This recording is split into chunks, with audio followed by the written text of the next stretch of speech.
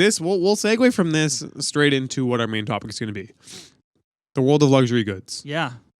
Because what's that? Neal's world. yeah, exactly. The world that I fake being in, because I like playing with the stuff, and I've always liked trading the things. I want the stuff, but if you're smart about it, I've always said I think you can trade in and out of these markets and not spend that much money. And so people are like, oh my god, how do you have all this stuff, or how do you own those things? Well, I think if you do your research and you pay attention, you can trade in and out of them. And to that fact, they do literally monitor the cost of just luxury goods. They have an S&P index for luxury goods. I actually recently looked up the value of some Magic cards that I used to have when I was a virgin, obviously. He still owns the cards. Lightning bolt.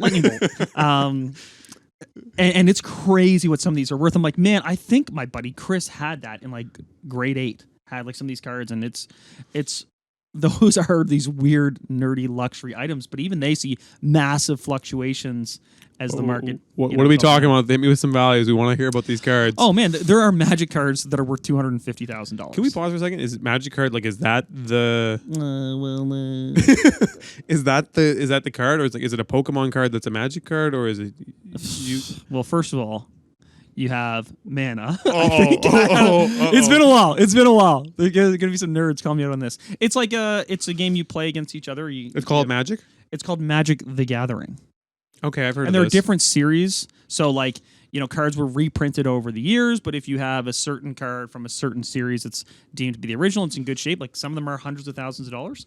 Yeah, it's pretty wild. So if people collect those, and I've actually been thinking about some of these alternative investments that in some cases outperformed the market, be it sports cards. So Chandler's trading a 12-unit building for 800 Magic cards. If you have Magic cards and you want to get into real estate investing, DM Chandler and he will trade you a building. I feel like there could be buying opportunity. That's all I'm saying.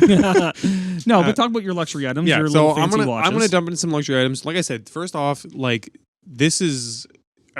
Luxury world's a very big market. You'll see, I don't know if he's the third or fourth richest man in the world. I don't even know his name is anymore off the top of my head. But he is the owner of all the luxury brands like your Dior's and your Louis Vuittons.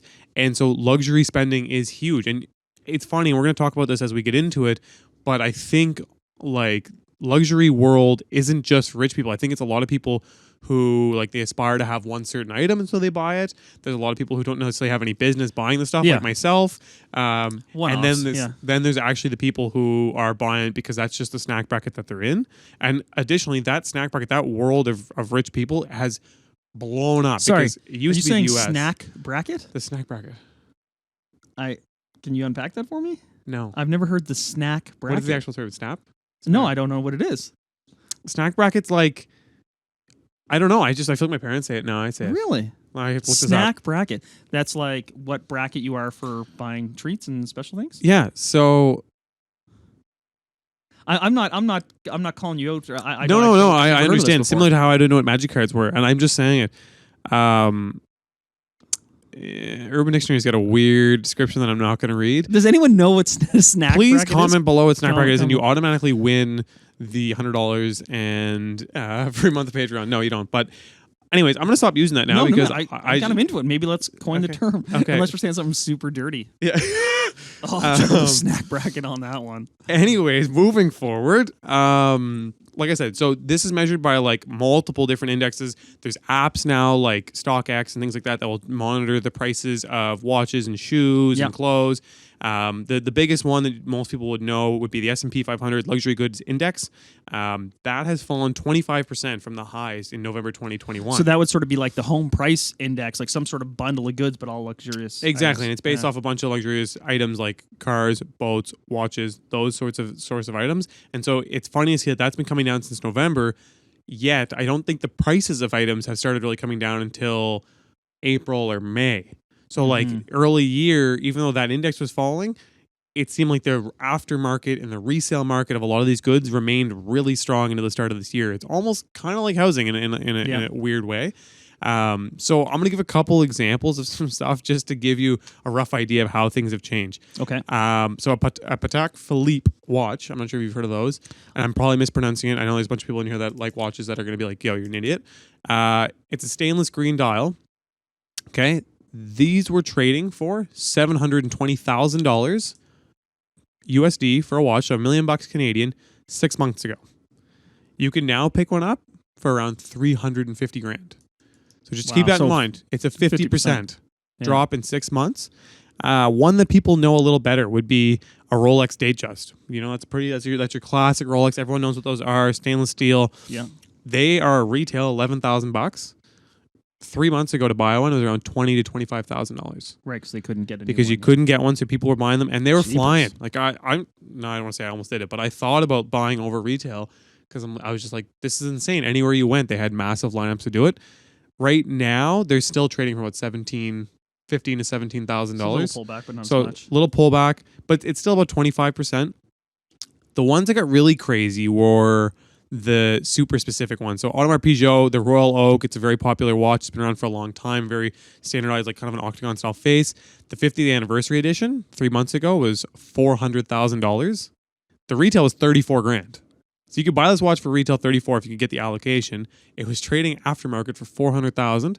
Today, they're about 100K. Wait, how much were they new? 34 grand. And like, they peaked at 400? It's like how couldn't you see this coming in some ways? But yes, they peaked out at $400,000. And now they're down to 100 grand. But this is only in 3 months ago. Like in 3-4 months, they've dropped from 400,000 down to 100,000.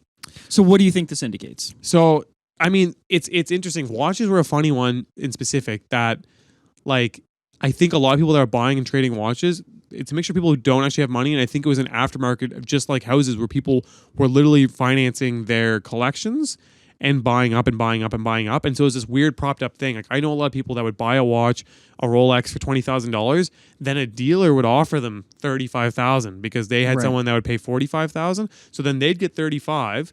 They didn't just take the 35. They would trade up into another watch that they're slightly paying up as well. Yeah. And so you kind of had this like cyclone going on. And so I don't think it was a real market of really rich people buying these watches. Yeah. I think there was a small percentage of those. And realistically, I feel like if you're very rich and well known, you're just calling these companies direct and they're hooking you up with a watch. And honestly, if you're the kind of person who can easily afford a $200,000 watch, you're not buying and selling them regularly. Yeah. And you're not selling them on a whim of, oh my gosh, it's worth more now. I should sell it. Oh, it's worth less. I don't know, unless someone's like into it as a hobby, but genuinely wealthy people, they don't care about their watch's value on a day to day. Like if your net worth is, I don't know, 100 mil.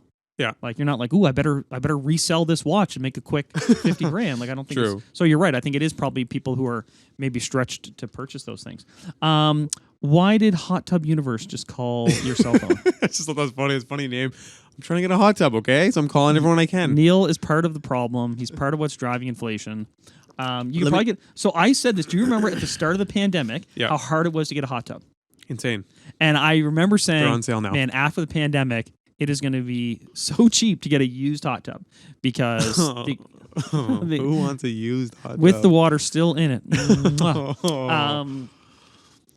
Because one, people are going to realize after you hang out one for a while, like they're not all that. And two, I just think people will get tight. There was a lot of money floating around. People, taking checks and just buying hot tubs and realizing maybe that wasn't a smart investment. They're going to come available. So. But you're going right to the source. You're going right to the universe. I'm going to the universe to get one right now, and they're on sale. So the market has shifted. They have them immediately in stock on sale. If you work at Hot Tub Universe, are you a hot tub astronaut? Hello, I'm Christy. I'll be your hot tub astronaut. Oh, no. Anyways, I want to move from the watches I use just as an example to show you guys because I think that's something that's an indicator of what goes on a high level, and they had massive fluctuations. The other thing that you're seeing is cars. So car prices were going through the moon. Yeah, what's up with the G Wagon Market? So the G Wagon Market, about 4 to 6 months ago, about 4 months ago, I'll say 6. The brand new G Wagons were trading for $325,000 to $375,000. I know they were as high as $400,000 because I called a few dealers and I was quoted $396,000 for a new G Wagon. They're now already down to about $235,000 to $275,000. The new ones? Yeah. Because technically the sticker price on one of those is $220K. Wow. That's a markup. Yeah. So now, realistically, if you want a nice spec one, they're still going to be in the 275 range. USD, so Canadian, still like low 300s, Damn. 310, What about the 320, used ones? 330. Used ones are still holding a fair bit of value. Like, I mean, I can say I have a G Wagon, if anyone hasn't figured that out yet. And I paid, I'm not going to say what I paid, but I paid at this point, and it went up about 30% from there.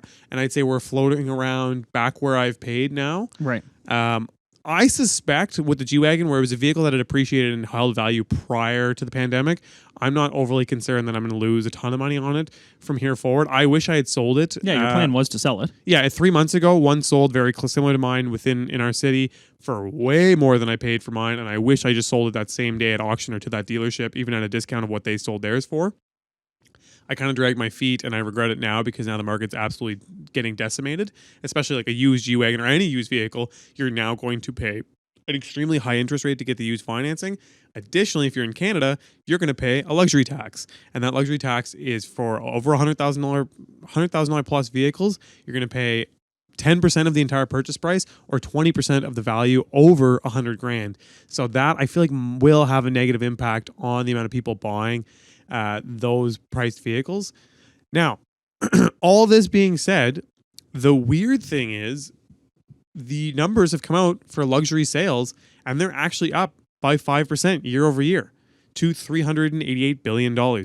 And like the reason that I find this weird is because like, well, everything should be turning off, but what you're seeing is it's propped up, and it was said it was propped up by clothing, shoes, and accessories, which suggests to me it's not the actual rich people, because I feel like a lot of very rich people aren't spending their money on on clothing, shoes, and accessories. Right. I think that's more general public that buy into these brands. And right now, as we know, the general public probably came into some money through the pandemic, through different things. And I know inflation's hitting right now, but people are still spending aggressively. Like we just talked about, people have continued to spend aggressively with cheap money that they've gotten, wealth that they made on their homes, and things like that. Also, on average, clothing and accessories are up 15-20% in price. Design of fabrics. Accessories. So all in all, I think actual purchasing has been down, but the prices are up so much, and I think people are still getting through that bit of cash reserve that they had, and so spending's still going up. Now, where do I think it's going to go from here? I think on the very high-end items, yachts, very high-end watches, very high-end cars, limited edition vehicles, those are going to continue to maintain value and within a year or so continue to tick up in price. It's just once you get to that super, super rich level, I think people will continue to have money. And if anything, they're going to continue to make a fortune through this time. But the lower end, I think you're going to see a huge drop off in clothing sales, shoe sales. Because again, like we talked about, if a lot of people have unemployment spiking up, the average Joe is facing a lot of inflation. The last thing they're going to do is go out and buy a $250 t-shirt or a $500 pair of shoes. Like it just doesn't make sense to do so right now. Yeah, but I wish I had the bundle for the consumer price index to see how much those items make of it, though, right? Because what's driving the train is housing, bills associated with housing, food, but consumer goods are a big chunk of it, and they've really got to fall off, because right now the improved inflation numbers that we're seeing are only because oil has come down. That's really the only reason. Everything else is up. So that's a scary thing, kind of. That's insanely scary. Yeah, like everything else is still getting more expensive, albeit at a slower rate. But this is why they're going to keep jacking the rates. And this is the only thing that came out of this is even as the prices fall back down, almost every producer, whether it was watch producers, car producers, yacht producers, they have jacked their prices up for next year. They're like, well, if we were selling our car for $200 and then they were selling aftermarket for $400, right? Then why don't we charge $250 off this hop? Yeah. Right? And people just kept sucking it up and didn't really care. And so now all the announced prices for these new companies are way, way higher. And so this is what's always happened if you look at past recessions or even just regular time, luxury goods have grown at a pace faster than the rest of goods. Like if goods go up at 1 or 2%, luxury goods go up at 5 to 7%. Like it's always at a faster pace. That market's always done a fantastic job of limiting supply, because they can just limit supply, and they know if they put out too many of them, they lessen in value. Like you have to have that exclusivity. You have to keep the market artificially scarce in the same way they do with diamonds, right? There's tons of diamonds kicking around. They just don't release them all. Whoa, You know conspiracy about guy. this? Oh my God! There's like 2 or 3 diamond companies in the world that have all these diamonds just hoarded away, but they only drip them out to the market at a slow I have pace. heard this. Gold's a so- weird one too, really. Well, I don't know. Diamonds are like the one that everyone knows, but I feel like gold's also kind of sketchy. I feel like there's so much gold. You think? Yeah, but So much gold. Okay. So do you think there's price gouging going on totally. There's a ton of price gouging. There's all sorts of across stuff. the board? Across the board, whether you're buying luxury goods or regular goods. Like, I think, and I think it's going to continue because they've now shown, like, well, we're People able will to, pay it. people Yeah. will pay it. But Oh God. I do think like this is like a generational shift that we're about to see where frugality gets rewarded. I think our culture has rewarded luxurious spending and being that type of person. Like I think Man, we talked about this a lot. in my the conspiracy whole episode. This is adulthood, my whole Yeah. long adulthood that I've lived so far, it's always been about buying more expensive shit, owning the most fancy crap, always Well, you're going super more. materialistic. I'm super materialistic, and it's No, it's but it's you're a a product. reflection. Yeah, I'm a Yeah. reflection of what this generation has faced, and I think like social media has been a big proponent for that. But it's like all of those things have become. That was like the way to grow is in social media or to even like in I think just like your social circles. Like it wasn't a way to grow, but like people always attribute it to being like a higher level. Yeah. And I think it's going to switch. And Or I think fake it till you make it, whatever you want to call it. Like, Yeah. there's all kinds of Whereas I think frugality is about to take a big win and it's about to be like become back to the norm. And I think like I listen to my parents and like the way they chat with their colleagues, like frugality is super important and they share tips on how to be frugal and they appreciate those things. And I know some people are listening Yeah. and be like, well, no, I think you're just you're disconnected from the world in the fact that you've been like living a certain lifestyle for a while. But I just see the level of respect that you acquire by spending a certain amount of money and having certain things versus not having them. And I think that's going to change. Like I think the sentiment is going to change, and people will start to respect people who hustle, and pay are down their frugal, mortgage, and pay you down know. their mortgage, and be like, oh, like you're debt free. Like that's a really Yeah. exciting thing. Like work side jobs, not and Yeah. be like, oh, that person has to work 2 jobs. Like, no, that person is. yeah, I know. think there might even be coming to the point potentially where people kind of like have like there already is now, but I feel like the distaste for people who wear all the flashy shit and have the flashy shit will grow. Like I feel like that's going to get worse and worse. Yeah. And I don't think it was necessarily great before, but I think it's going to continue to get worse as the gap grows. And again, more people are trying to focus on just getting ahead with their life and getting established. Have you ever thought about this much? How the super rich sometimes actually intentionally steer away from some of those products, almost as a way to show how rich they are. You know, the billionaire Zuck is all about this. Like, you know, he shows up in the hoodie and jeans, and they kind of the billionaire wearing flip flops and stuff like that. They are like, I'm so rich that those items don't even move me. Yeah, it's like that's the new money thing. It's like Elon Musk, he's got no houses. I don't think he really has much for cars outside of his Teslas. Like he doesn't really spend money on anything either. A lot of these guys do that. I think it's partially for social acceptance. Yeah, man of the Um, people becomes billionaire. Yeah, Like, exactly. Man of the people. I think you take less hate for doing that. But that is the new money thing. One thing I also say, like, I think for those people, they had a different motivation. Like they didn't get into the business they got into to make money. They got into the business they got into to change the world or change something by doing that, which is a super noble way to do it. And I feel like I'd love to be able to say I did something like that, but it's such a gamble. I think there's so many people. Like I think 99.9% of people who try to like go out and change the world through an idea that they have, they don't have the fortunate ability to execute at the level that it gets to something super high. Yeah. But it's similar to, I forget what his name is, but he's the richest 20-year-old in the world now. He owns a crypto trading platform, and he made whatever $20-30 billion in the span of a couple of years. And they went to his house, and he showed up, and he pulled up in a Corolla. Not that there's anything wrong with that, but if you have $30 billion, everyone would assume you're going to drive something else. Yeah. And he just maybe rented a RAV4 or something. He rented a big house and had all his friends living in it. And that was it. Like he wore like his shirt, I think had like a rip in it. This was Forbes interviewing him. Like, so like Forbes is showing up to take pictures to put him on the cover of Forbes. And he's just like, yo, what's up? Like I'm just chilling in like my old raggedy clothes. And they asked him and he said, like, I didn't do it for that. I didn't care about the money. I didn't do it for that. I did it for this reason. And I just kind of enjoy the game. And I want to change the world. So he's actually giving all of his money away and making all these See what donations. Patagonia did? But Yeah, I mean, there's a bunch of tax windfalls. So Patagonia, the owner of Patagonia, signed off his company to all the profits are going to go towards like a humanitarian effort. Yeah, it's like set up in this trust, and it's going to go towards combating climate change, yeah, stuff like that. But it's an interesting one. Like I think it's good, but I believe there was a giant. he's going to be pissed when he finds out climate change isn't real. Just kidding, just kidding, just kidding. And the podcast just Yeah, got I pushed think we down. got We're not shadow going to get any banned again. views, Oh, and that's the God. end of that. Thanks, Chandler. We had 5 minutes left. You could have just held out. I just cut us and off you, at the you knees. couldn't do it, but. No, I saw that he did that. I think there was a big giant tax windfall, wasn't there, for him? Because I think like the business was owing a shitload of money, and now he. Oh, really? Oh, I don't I know. feel like there's always something on the back end with these guys that have they that get. for next episode because I'd kind of be curious as to what that deal is. But When I was broke, I had rich habits. When I was broke, I had rich habits.